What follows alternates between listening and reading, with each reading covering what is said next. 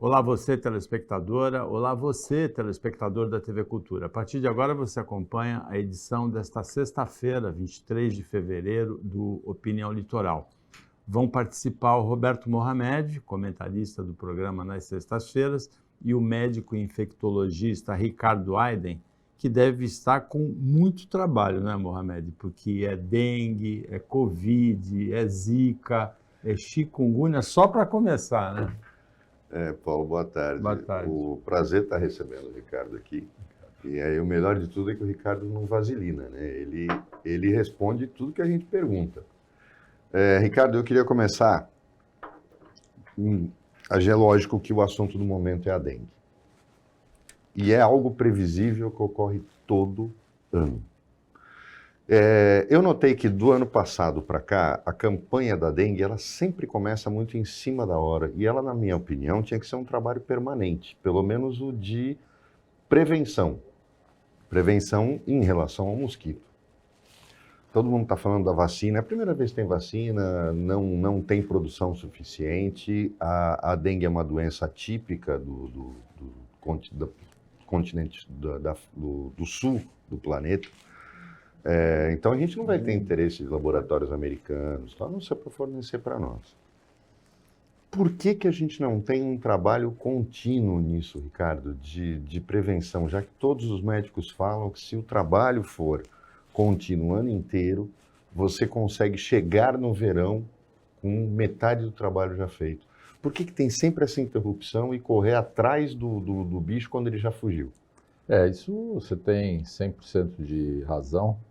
A gente teve épocas aí, em momentos anteriores, tinha até os responsáveis era o Brena, que ele trabalhava lá com prevenção de dengue, né? E a gente via umas turmas cotidianamente lá dentro do Hospital Guilherme Álvaro, que ficava mais visível para a gente, tudo no prédio onde eu moro, cartazes afixados no elevador. Isso deveria ser o padrão. Agora, não sei por que não seguiu essa mesma dinâmica, mas vi que voltaram os mutirões, né?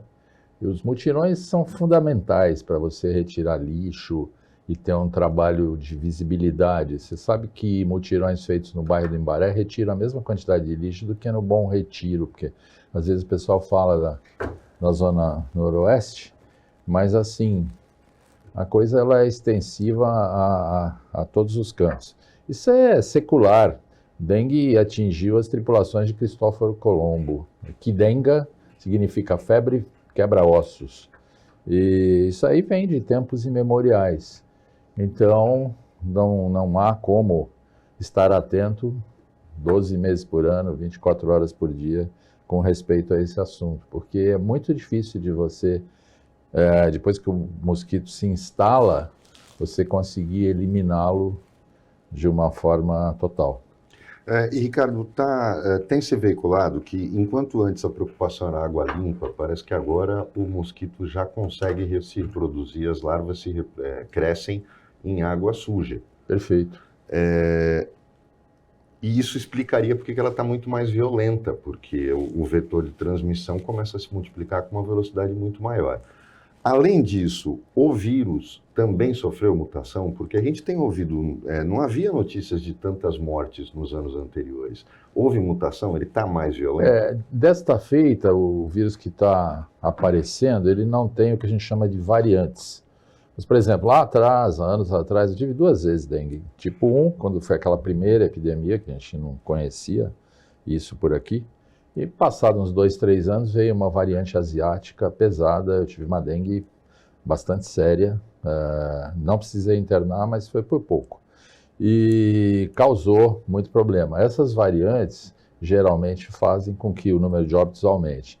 Agora, quando você desliga o teu relógio automático, você para de falar, para de interagir, inclusive, com o pessoal médico e paramédico e afins, e coloca as pessoas, às vezes, na linha de frente de pronto-socorros e unidades básicas de saúde e UPAs, no país inteiro, esse raciocínio é válido, você desarmou o espírito, então você, às vezes, tem um retardo na identificação das coisas, um retardo na adoção de medidas que me parece que Foi isso que aconteceu e que está acontecendo agora, porque eu tenho escutado opiniões de grandes técnicos lá no nosso bate-papo da Sociedade Brasileira de Infecto. Tem colegas de grande envergadura de epidemiologia, que já foram secretários da saúde de seus respectivos estados, como um amigo meu que é lá de Belo Horizonte, foi por 2 vezes secretário estadual de saúde.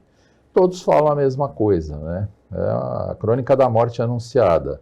A gente já sabe, os epidemiologistas sabem a velocidade que esse mosquito desce e sobe, inclusive os que transmitem febre amarela silvestre, os tipos de mosquitos que são os mesmos, com uma variante chamada Albopictus, que é mais selvagem, e a outra, o Aegypti, que é mais domiciliado, né? Então, é a crônica da morte anunciada. Só que isso daí tem que vir de cima, né? Esse planejamento. E com essa pandemia de Covid, isso foi um pouco postergado, assim como a malária também. Morreu muita criança com malária por falta, às vezes, até de medicação, né? Isso tudo a gente escuta lá dos colegas de Belém do Pará, colegas lá do estado do Pará e do Amazonas, do Alto Purus, né? E outros estados como Rondônia, região em volta de Porto Velho. É uma doença endêmica e que, se você não tiver 24 horas por dia, 365 dias por ano, ó, tendo uma subdivisão do Ministério da Saúde e, obviamente, que extensivo às secretarias municipais de saúde, estaduais de saúde, nos preceitos do SUS, você não consegue, você chega atrasado realmente, como você observou que está acontecendo agora. Ricardo, o Ministério da Saúde distribuiu as primeiras doses da vacina contra a dengue que chegaram ao Brasil, que são insuficientes, é só para 3 milhões de pessoas. O critério foi cidades onde a doença é endêmica nesse momento e a faixa etária é criança. Tem uma diferença de criança e adulto em relação à dengue? Tem, né? Na verdade, você tem um risco muito maior, porque a criança tem uma imaturidade imunológica do 0 aos 10, por isso que tem mais câncer em criança, de 0 a 10, e nos idosos de 70 a mais, né? Você tem aí nos idosos a imunossenescência, o envelhecimento da imunidade. Então, responde pior a tudo que é agravo da saúde, né? Mas, por outro lado, os ciclos da dengue, eles demoram de 4 a 5 anos para atingir a gravidade máxima. E é por causa de entrada de novas crianças no circuito, não é? de contaminação. Poderia ser, mas assim, não é o principal motivo, por exemplo, do que está acontecendo agora. Que, por exemplo, a gente teve aí 4 anos com as coisas muito voltadas para o Covid, e se parou de distribuir preservativos, se parou de tomar uma série de cuidados, então a AIDS cresceu, começou a atingir camadas mais jovens. Você vê isso através da grávida que no pré-natal faz exame de HIV. Então tem várias doenças assemelhadas, não na sua transmissão, mas assim, a vírus, ou que causam pandemias ou endemias. Que houve negligência em relação a elas? Houve negligência em parte, né? Porque quando você compulsoriamente você deixa de distribuir camisinha, você está abdicando de falar sobre um assunto e provocar o uso, embora muita gente saiba para o que serve e muita gente não use. Mas você tem que falar o tempo inteiro. Eu fui gestor da AIDS em Santos durante o governo do Beto, foram 8 anos. E a gente trabalhava a prevenção como gente grande. Eu digo a gente de Santos, mas no Brasil inteiro. Guarujá fazia isso, São Vicente, Itajaí, etc. A gente tinha reuniões periódicas em Brasília. Tínhamos um ministro que não era médico, que era o Zé Serra, mas que não dava um passo sem ouvir o técnico, e as coisas funcionavam, né? Então, a atenção à saúde, ela tem que ser cotidiana, tem que ser continuada.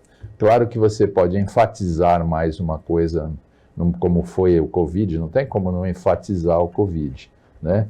Mas são, às vezes, erros históricos. Outra coisa que atrapalha muito é a baixa disponibilidade do diagnóstico rápido e precoce. Tá?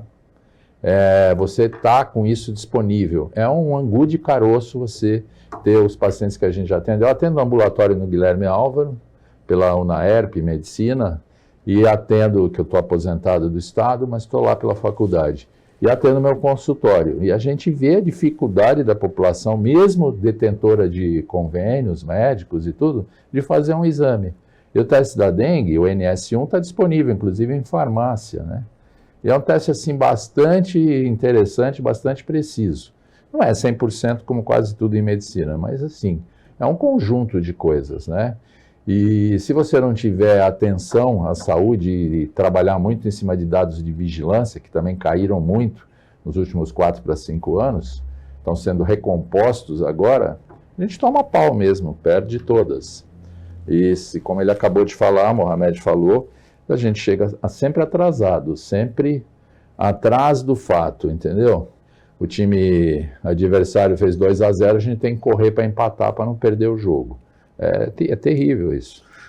Ricardo, tem uma coisa que me causa, às vezes, até angústia quando eu converso com pessoas. Nós temos vários amigos comuns, um deles é o Arnaldo, e eu já conversei com ele sobre isso.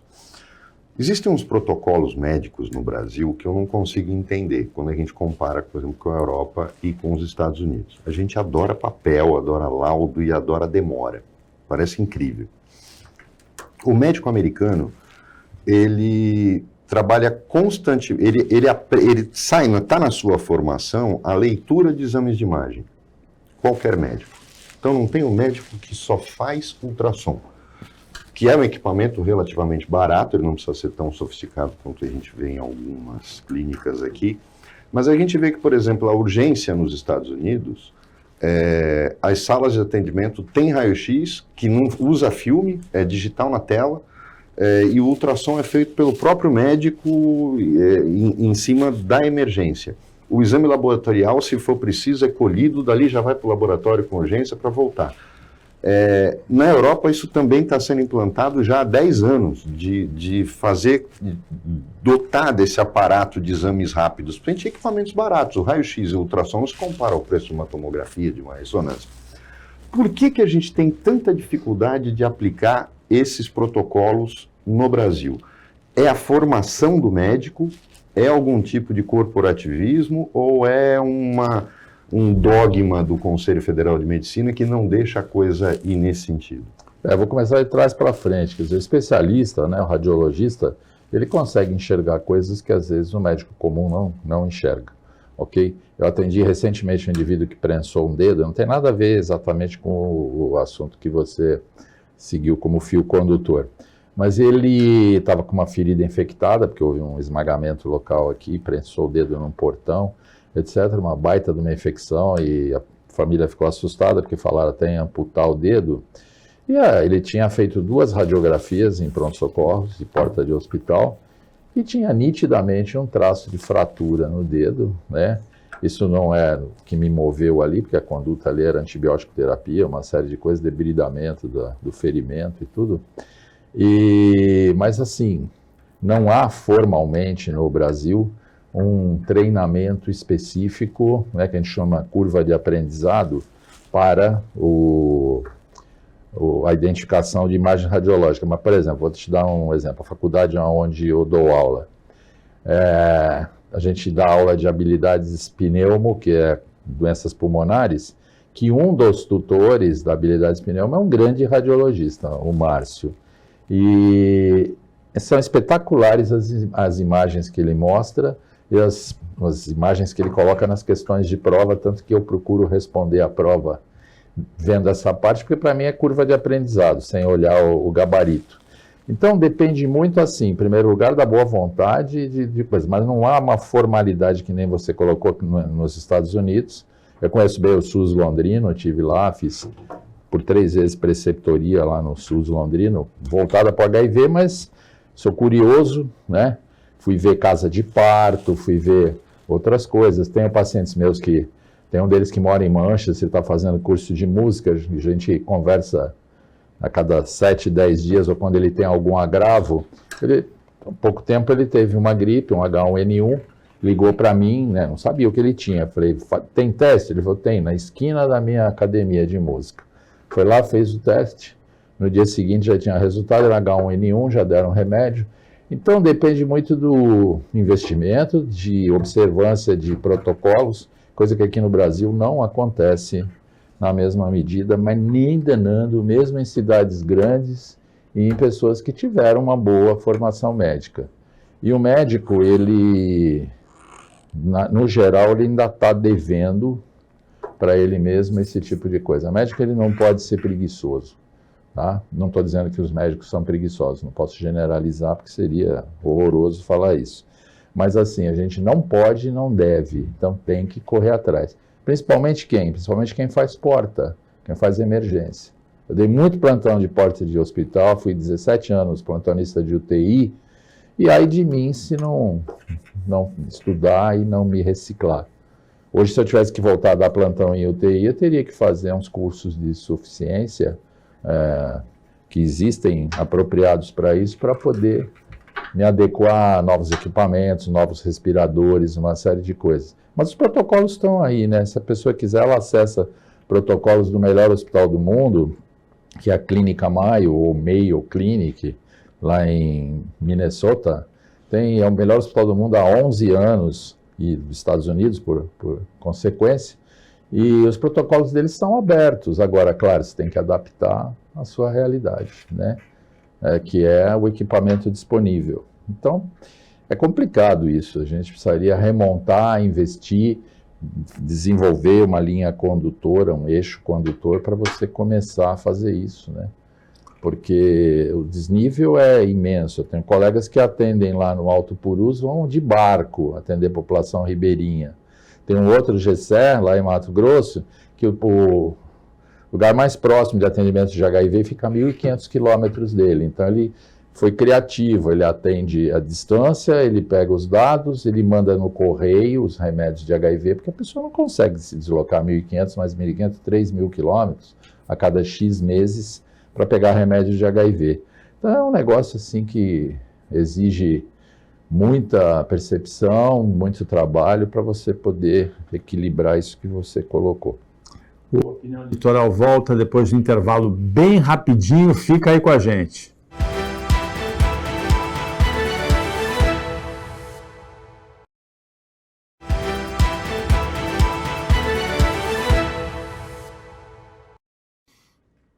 Voltando com o Opinião Litoral desta sexta-feira, uma opinião litoral diferente. A gente tem um especialista aqui, o médico e infectologista Ricardo Aiden e o Roberto Mohamed. Antes de passar para o Mohamed, eu vou satisfazer uma curiosidade. Qual é a sua postura, Ricardo, em relação a essas polêmicas todas em relação às vacinas? Sempre a favor de vacina. Eu tive clínica de vacina dentro do meu consultório durante muito tempo. Eu, o Sanches, pediatra, o Vilmers, infectologista. Então, eu sou pró-vacina o tempo todo. Agora, a gente tem uns poréns, né? Por exemplo, grande polêmica com respeito à vacina do Covid. A Oxford se mostrou problemática por causa do vírus indutor, não pela vacina em si. Aquele vírus indutor é que provocava um aumento de tromboembolismo, né? Era a vacina distúrbios de Oxford? De Oxford, a AstraZeneca. E a Janssen também tinha vírus indutor, mas menos agressivo que o que é usado na de Oxford e teve menos problema. Então a gente tem que separar, né? Inativada do Butantan, maravilhosa a vacina. A Coronavac. No final, a vacina era a melhor de todas. Maravilhosa. Né? Eu tomaria 10 vezes a vacina. A vacina pega o genoma inteiro do vírus, entendeu? E tem muito menos eventos adversos. Só que ela tem um problema, ela tem um poder vacinante mais curto. Aí qual o incômodo de você tomar uma vacina em janeiro e outra em julho? Nenhum, entendeu? E assim deveria ser, só que... E a eficácia? Porque o que se discutiu também é que a eficácia da vacina não era de 100% de imunização, mas que ela reduzia o impacto da contaminação, evitava casos graves. É isso mesmo? É isso mesmo. E assim, né, a vacina foi usada largamente no Chile, por exemplo. Quando você pega os dados chilenos, eles trabalham muito bem, saúde pública, é um país um pouco menor, né, organizado. É show de bola os resultados quando você olha sem paixão. Porque assim, né, você torce para o Palmeiras e está analisando o time do Corinthians, às vezes você pode embutir uma certa má vontade, né? Isso aí a gente vê muito. E foi aquela politização. Eu me aborreci, eu saí de vários grupos que as pessoas histéricas e agressivas, a gente mostrava trabalhos sérios e a pessoa ficava ali dando porrada o tempo todo, aí não dá, né? Você vê que você está perdendo tempo com gente desqualificada, né? E que nem médico é. E aí, eu achei um horror, né, o que vem acontecendo. Mas isso continua, viu? Se a gente tivesse num país que fosse mais rigoroso com respeito a esse tipo de opinião, muita gente morre em consequência disso. Aconteceu lá na Suécia, que um maluco fez um trabalho com 10 casos, dando conta de que vacina de sarampo causava autismo. Então, os pais, num país super desenvolvido, Dinamarca também, não vacinavam seus filhos e as crianças num país com IDH lá em cima, morrendo de sarampo, uma doença perfeitamente evitável, né? Então isso é cruel. Porque toda isso. vacina tem um contra-efeito, um efeito colateral, né? Ricardo, a gente não está, então, seguindo esse raciocínio, que você falou no primeiro bloco, de que a gente está tendo explosão de casos de malária. A gente voltou a ter o sarampo, que estava erradicado, a pólio, casos de pólio sendo notificados. Isso não é também porque a resistência à vacina da Covid começou a gerar discussões em relação a todas as vacinas. E a gente teve nas 2 últimas campanhas um índice, os índices mais baixos do século em relação ao alcance vacinal.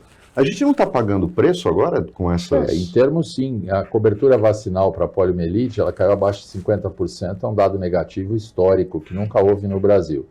Uma grande sacada desse novo ministério foi trocar a gota que salva, que provocava 1 em 1 milhão de casos de vacinação, um caso pelo vírus selvagem da vacina, por um vírus morto, que é uma vacina muito mais consistente. Meu pai conseguiu para mim, quando eu nasci, a Salk, que era vírus morto, porque ele achava terrível que eu pudesse correr aquele risco, e ele trabalhava com uma empresa americana, conseguiu. Eles lá estavam com a cabeça a mil por causa do Roosevelt, né? Que teve pólio e grave e tal. Agora, casos notificados de pólio no Brasil, graças a Deus a gente não tem, mas tem sido notificado no Iêmen, né? E mais um outro país africano, da África subsaariana, mas felizmente, porque você imagina você introduzir um vírus do pólio numa favela da Rocinha, 1,5 milhão de pessoas amontoadas em cima de uma cidade como no Rio de Janeiro, só para dar um exemplo, né? Seria uma catástrofe, né? Mas isso tem que ser pensado e tem que entrar no planejamento da saúde e tem que estar na cabeça de quem governa. Isso eu não tenho a menor dúvida. Você é a favor da obrigatoriedade de vacina, Ricardo? Isso aí é complicado. É um tema que eu não sei, assim, não me aprofundei, mas é um debate antigo. Meu filho foi estudar nos Estados Unidos, fez high school lá em San Diego, e lá era assim, ou toma vacina e entra na aula, ou não entra, e vai ser mandado de volta para o Brasil, porque não tem visto definitivo, tem visto de estudante, né? Então, isto pode ser uma medida, mas isso precisa ser discutido, você que é advogado, à luz da legislação pertinente. Isso deve, não sei se você concorda ou até pode falar mais sobre esse detalhe, se isso tem que passar por instâncias superiores do poder e chegar até o Supremo, não sei te dizer. Desculpe nessa questão a ignorância, né? Tem o caso de Minas, né? Então, eu acho, você tem um governador ridículo que não consegue nem eleger deputado do partido dele. Mas o Estatuto da Criança e do Adolescente não determina que as crianças são obrigatoriamente vacinadas naquelas que são recomendadas pelo Ministério? Paulo, o problema é que no Brasil, a Janaína Pascoal, pois é uma pessoa que eu admiro, mas são os defensores da liberdade total e dizendo que é inconstitucional, não tem nada disso.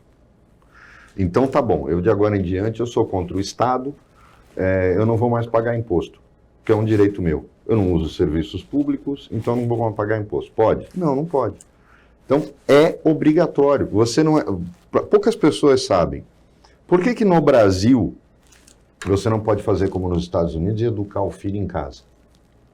Porque aqui o ensino é regulatório, oficial e obrigatório. Quando a gente fala do ensino fundamental, ele é obrigatório.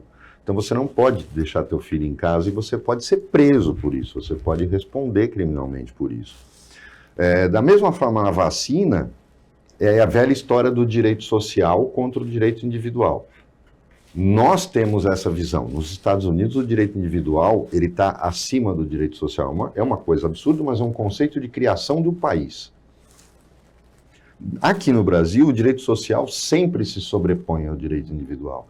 Então, eu não acho que é ilegal, nada disso, mas tem algumas coisas que poderiam ter sido feitas, Ricardo, eu não sei se você acompanhou, mas pelo que você falou, você fala com médicos do Brasil inteiro, infectologistas, a gente pagou um preço muito alto por uma ação humanitária, que foi permitir que o pessoal viesse da Venezuela, que tinha um problema crônico de falta de vacinação, de controles médicos, e a gente passou a ter doenças que já estavam erradicadas, né? Os primeiros surtos de sarampo começaram naquela região porque eles entraram no Brasil sem nenhum tipo de controle, sem vacinação obrigatória, sem exames médicos.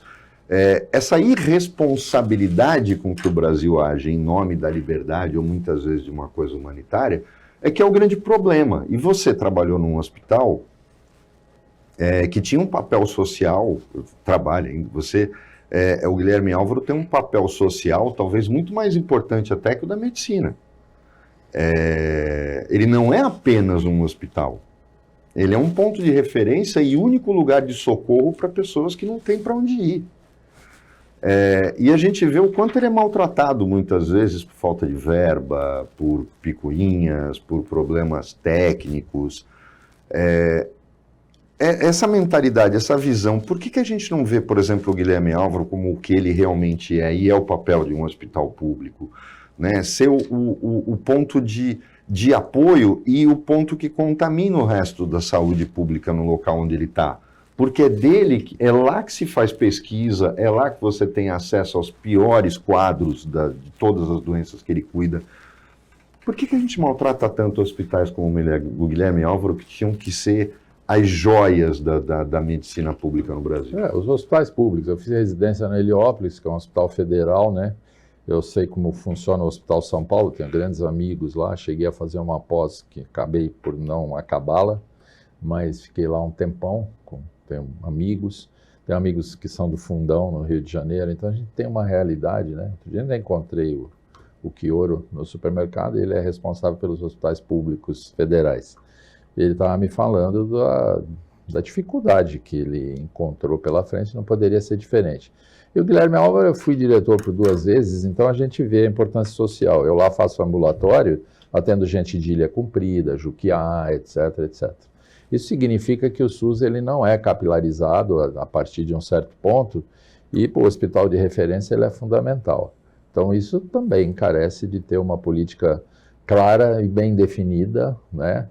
E uma grande sacada foi o Hebe Camargo anteriormente, que é muito sério. O protocolo de tratamento de câncer do Hebe Camargo tem no estado inteiro, e ele tem sido implementado claramente. Eu não sou mais diretor, mas a diretora que me sucedeu era meu braço direito, está fazendo uma excelente gestão. Agora, como você falou, tem essas lacunas, né? Que às vezes tem um hospital que está se saindo melhor, tem uma melhor condição intrínseca, tem convênios de alguma natureza com universidades locais, como começou a acontecer agora no Guilherme Álvaro, que aportam recursos em troca do ensino médico. Isso já acontecia lá no Emílio Ribas lá atrás, eu fui aluno da faculdade dentro do Emílio Ribas.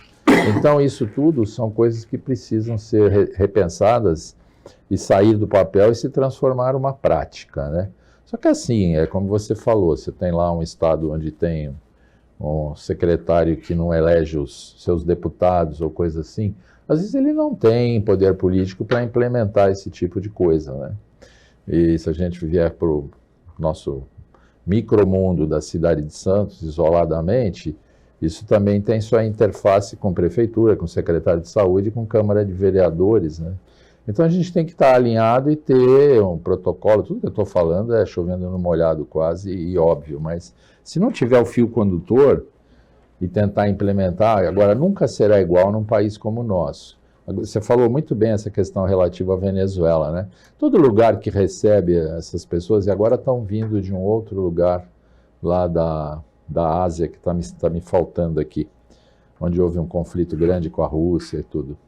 E eles também estão chegando aos magotes nos aeroportos e ficando aí, trazendo doenças dessa natureza, que nem o sarampo que você mencionou.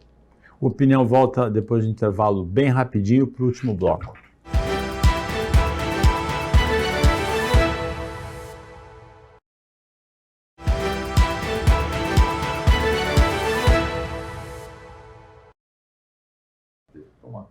Voltando para o último bloco do Opinião Litoral desta sexta-feira, em que a gente recebe o médico infectologista Ricardo Aiden Mohamed. Ricardo, tem uma outra coisa que a gente tem visto aqui, porque você acabou de tocar o Heliópolis, por exemplo. Eu tenho um amigo que, quando foi fazer residência lá, falou assim: lá eu vou me tornar um médico de verdade, porque tudo que é emergência que os outros não querem pegar, o Heliópolis recebia. Essa estrutura, e aí eu quero analisar um pouco o nosso micro-universo. São Vicente tem um problema crônico na saúde, desde que o Márcio, quando era prefeito, optou por não tomar a atitude que o Mourão tomou na Praia Grande. E ninguém discute economicamente. O Mourão falou o seguinte, e ele disse isso aqui: eu vou desapropriar, eu vou tomar o hospital, depois eu vejo como eu vou pagar, e que eu não posso deixar a população sem. Quando fez isso com a Santa Casa da Praia Grande. O Márcio não quis fazer isso com o Hospital São José. E São Vicente paga até hoje o preço de ter um hospital hoje que vive do estacionamento. E aí tinha um CREI que, como diz o Arnaldo, era um cruz credo e não um local de atendimento. Fizeram um pronto-socorro que acabou a inauguração, caiu o teto. E é um problema crônico porque ninguém enxerga, olha para aquele hospital dizendo: é aqui que a gente tinha que estar focando. Não era construindo pronto-socorro, construindo UPA, a gente tinha que estar focando aqui. Esse hospital consegue atender centenas de pessoas. Essa visão míope para o médico, como você, que trabalhou a vida inteira com saúde pública, não dói o coração e se perguntar: pô, os caras dizem que são técnicos, que são isso, que é aquilo, depois a gente vê como paga. O importante é fazer um hospital funcionar. Não falta esse tipo de visão para os homens públicos ou para aqueles envolvidos? Falta, com certeza. E falta também uma legislação que seja mais exigente. Porque você está pagando por cabeça em tudo que é município, o governo federal manda dinheiro per capita para aplicar aqui, ali e acolá. Então, você teria que ter uma consequência, né, desse tipo de recebimento. E a gente vê isso aí direto e reto. Você falou do Heliópolis, né? Fiquei 6 longos anos lá, que eu fiz internato e fiz residência, e depois ainda dava aula na faculdade do ABC, lá dentro. E também, mas só que lá era federal, não era estadual. E aqui na Baixada é bem verdade essa história de São Vicente, né? São Vicente agora tem um hospital na linha vermelha, eu não sei como é que está funcionando, tem um AME que ajuda sobremaneira, né? E às vezes sobrevivem, por exemplo, Mongaguá é bem desprovido de infraestrutura, mas tem uma UPA excelente. A gente recebe paciente grave de Mongaguá, mas muito bem cuidado na UPA. Então você tem diversas instâncias que você pode melhorar, né? Mas é ainda uma situação muito aquém do mínimo necessário. Isso, né? Claro que falar isso, fala assim, pô, chega a beirar o cabotinismo, né? Mas não é que a gente fica mesmo, às vezes fica exasperado com as coisas que a gente assiste, né? E com a perda de vidas humanas por falta de um esquema. Aí você compara, um país rico com uma população muito menor que a do Brasil, infinitamente menor, a Inglaterra tem um SUS fantástico. É muito mais fácil, é verdade, fazer isso lá. Aí você vai para o Canadá, eu conheço o SUS canadense também.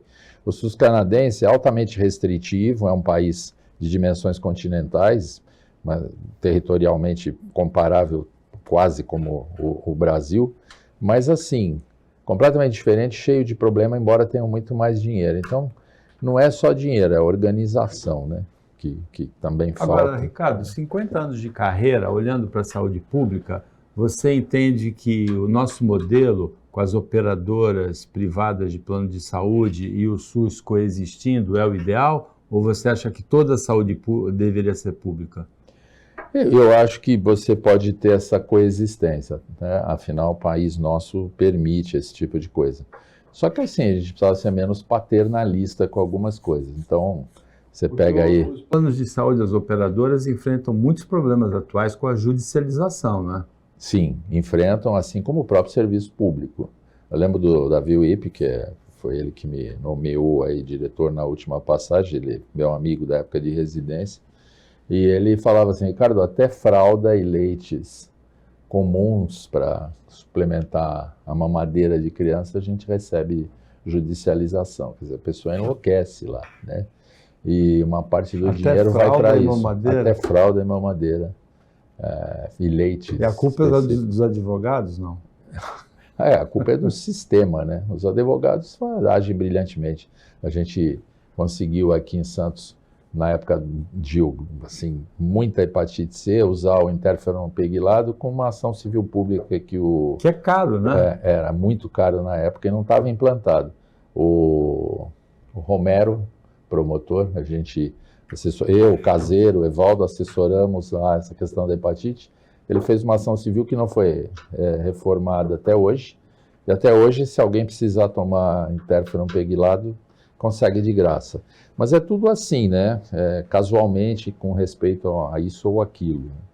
Falta a espinha dorsal, né? E aí, essa choradeira dos planos, Ricardo, porque algum tempo atrás tentaram aprovar alguns projetos, e na verdade, pelo que eu tinha ouvido falar, em alguns lugares isso acontece. Que, por exemplo, quando você presta o primeiro atendimento, é sempre num hospital público, num acidente de trânsito ou numa tragédia.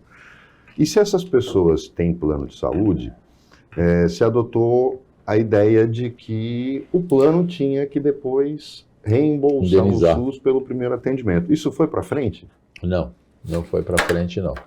Fica essa grande lacuna, né? Agora, a partir de certas premissas, como existe hoje, né? Unidade Básica de Saúde, UPAs, etc. Se você caprichar em cima da gestão disso tudo e tiver um mecanismo fiscalizador, as coisas melhoram sobremaneira, porque esse primeiro atendimento, às vezes, é o que determina a continuidade possível da pessoa ser mantida viva, versus a impossibilidade disso acontecer. E com respeito ao plano de saúde, tem a Agência Nacional de Saúde Suplementar, que normalmente tem pessoas indicadas por parlamentares e que tem, obviamente, uma representatividade junto a operadoras de saúde e que às vezes cerceiam certas coisas que não deveriam ser cerceadas, quando muito gerenciar sim, porque senão o cara começa a pedir exame à torto e à direito e não há quem aguente, nem os Estados Unidos da América, lá o país mais rico do mundo. Então, é complexo esse tipo de coisa. E para mim é matéria assim que deveria ser resolvida nas instâncias superiores, aplicando a lei. Agora, como fazer disso, né, uma coisa prática que é o mais difícil, né? Angustia, gente. A gente começa a falar desse assunto, começa a ficar angustiado, né? Ricardo, porque senão vê solução. A gente está perto do final da edição de hoje do Opinião. Que recado final você gostaria de dar para o telespectador, para a telespectador daqui, em relação à saúde na Baixada Santista? Assim, na verdade, usar o mais que se possa as unidades básicas de saúde, quem não tiver um plano de saúde, né? Tomar vacina, isso eu não tenho a menor dúvida, ficar ligado em tudo que é situação de informação boa, e a imprensa faz muito bem esse papel, porque a gente vê muita gente desligada, que não tem ideia do que está acontecendo, né? Avestruz, enfia a cabeça no buraco e não sabe o que está acontecendo lá fora. Então, informação misturado com vacinação, que eu acho importante, tudo que é evitável tem que ser maximizado pelas pessoas. E a gente ainda vê muita lacuna. Eu vejo no meu consultório, eu peço carteira de vacina para quase todo mundo que vai lá. Quase todo mundo, porque às vezes a pessoa não tem, então não adianta. E aí você vê os claros que tem na vacinação, e vacinas gratuitas à disposição lá no Centro de Referência de Imunização do Guilherme Álvaro, ou na Policlínica. Então, acho que isso daí é um grande passo, você calçar bem essas pessoas. E não precisa ter recurso. A rede de policlínicas, que agora são chamadas Unidades Básicas de Saúde, aqui em Santos, é muito boa e foram ampliadas. Claro, pode ser aperfeiçoada aqui, ali e acolá. Mas, assim, Santos é um oásis no meio de um deserto, se a gente quiser considerar o que ele acabou de falar ali do lado, em Mongaguá, ou São Vicente. E uma taça de vinho toda noite é bom para a saúde física e mental também? É bom, mas tem que saber se o fígado tá firme, né? Tem um amigo nosso em comum aí que bebia dia sim, outro também, que eu puxei o freio de mão com ele porque o fígado dele estava abrindo o bico, né? Então tem... Mas uma tacinha só? No... Uma tacinha só, porque a pessoa, se já tem um problema de base, tem que ter cuidado. Agora, a Harvard tem estudos que mostram a importância desse tipo de coisa. Não precisa ser vinho, não. Pode ser também uísque, né? Eles fizeram com as duas bebidas, mas sempre com moderação e sempre... Uísque também? Uísque também. Mas a uísque, como tem muito mais álcool, a dose proporcionalmente tem que ser diferente. Agora, isso não... E o vinho é só o tinto, né, Ricardo? O tinto é o resveratrol, né, que é a substância ativa. E é só Que no é vinho muito bom. tinto? No vinho tinto. E amanhã de manhã, que horas é o café lá na Na padaria padaria, Imperatriz? na Imperatriz. Tem dias, amanhã é sábado, é 9 horas, 9 horas. Quando vocês tiram os barcos da água, né?